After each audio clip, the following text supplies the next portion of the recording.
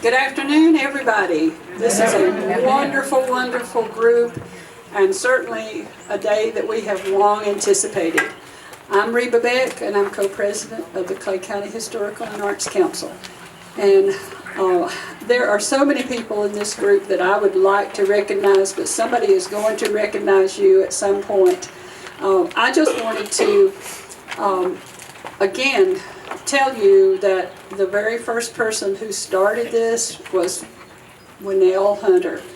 And you're going to be meeting her, but Winnell, through her compassion and care and concern, made us aware of the need to recognize those people who were buried in the cemetery. And it has since been renamed to Freedom Cemetery. And so from that came a motivation from Mr. Jim Glock to pursue the research, and so we end up with a wonderful, wonderful exhibit. And that's the reason I wanted to just speak for a half a minute today, to just give Jim Glock credit and recognition for all that he has accomplished. So right now,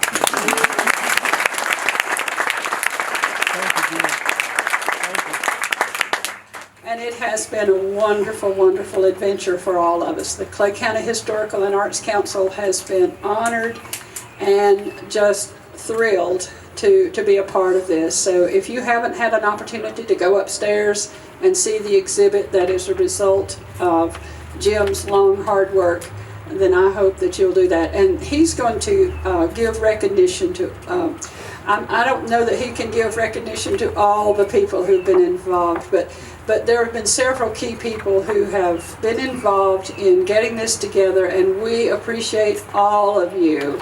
So now I just want to turn it over to Jim Glock, and again, thank him for all that he's done. Amen.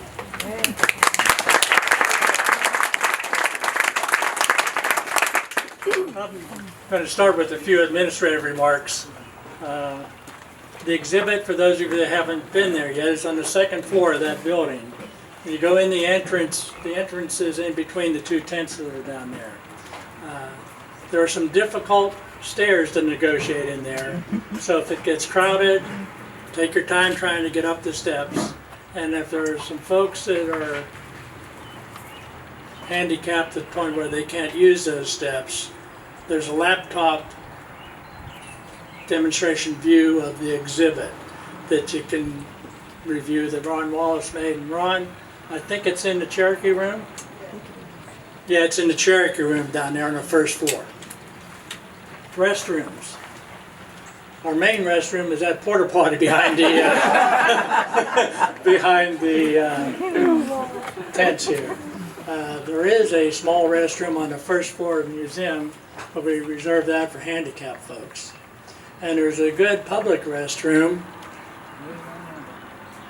about 2 blocks from here. If you take this road up to the red light, turn right, 1 more block, you got a public restroom. Notice it's a little hot. We've got some refreshments down there at the tents. There's plenty of water, lots of cookies if you need your sugar. So please help yourself to water when you get down there. Transportation. From 2 to 4 today, there's going to be a shuttle bus going from the front of the museum out to Freedom Cemetery and back. That will operate for about 4 hours. So if you'd like to go see the cemetery, hop in the shuttle bus. It's a 5-minute drive out there. You spend 15, 20 minutes there. The bus will be back to bring you back. Winnell Hunter is the property owner. She'll be there to host your visit. And also Blair Tormey, a researcher from Western Carolina University, will also be there. He's in the process of, I'll make a long story short, the cemetery was severely damaged during construction of that housing development. And Blair is using ground penetrating radar to locate the individual grave sites, and there are scattered headstones and footstones throughout the area, and they're going to try to restore those stones to the proper grave site. parking at the cemetery is extremely limited.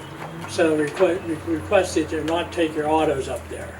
If an auto tries to park there, the bus won't be able to turn around.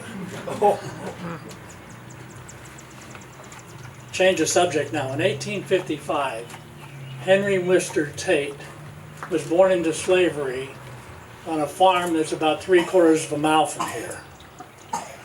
You're going to learn a lot more about Henry when you visit the exhibit, and we also have some reference books, one at the exhibit here, another in the library, that will have much more additional information on him. But I'm pleased right now to introduce some very special guests we have that have traveled a good way to get here. Amen. Henry's great grandson, Henry Burton Tate Jr. is here from Baltimore. Henry, can you stand? Let me